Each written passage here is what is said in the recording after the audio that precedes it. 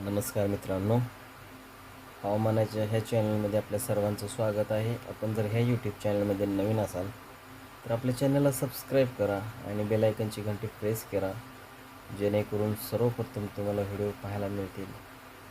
मित्रांनो, आपण बघू शकता की फिलिपिन्स महासागरामध्ये 2 चक्रीवादळ तयार झालेले आहेत. 70W 71W हे समान चक्रीवादळ तयार झालेले आहेत. तर हे चक्रीवादळ एकापाठोपाठ एक जे चक्रीवादळ यांचा जो प्रवास आहे तो सरळ दिशेने आहे आणि आपण बघू शकता की हा जो प्रवास आहे तो 70W हे चक्रीवादळ आहे.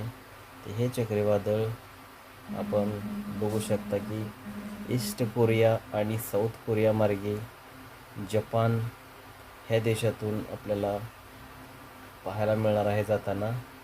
तर खूप प्रमाणात ह्या भागामध्ये ह्या चक्रीवादळाचा साऊथ कोरिया, ईस्ट कोरिया आणि जपान ह्या देशांना मोठ्या प्रमाणात सामना करावा लागणार आहे.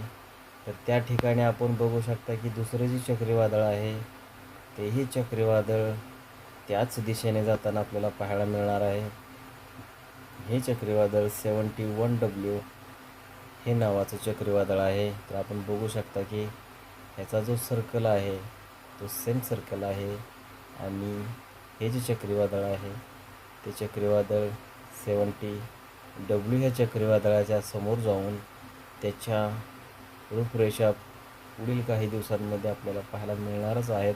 परंतु तेही चक्रीवादळ फिलिपिन्स महासागरातून आपल्याला जाताना दिसणार आहे. 70W ह्या चक्रीवादळाच्या पाठीमागे 71W हे चक्रीवादळ आपल्याला पुढे सरकताना दिसणार आहे.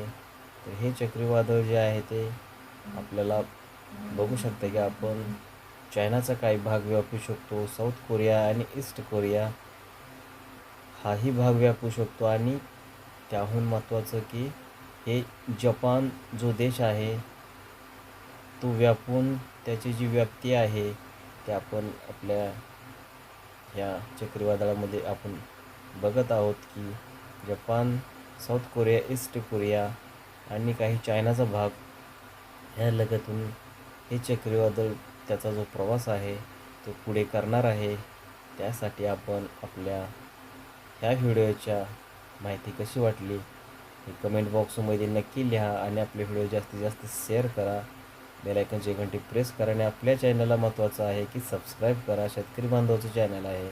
तर धन्यवाद मित्रांनो. आपला दिवस शुभ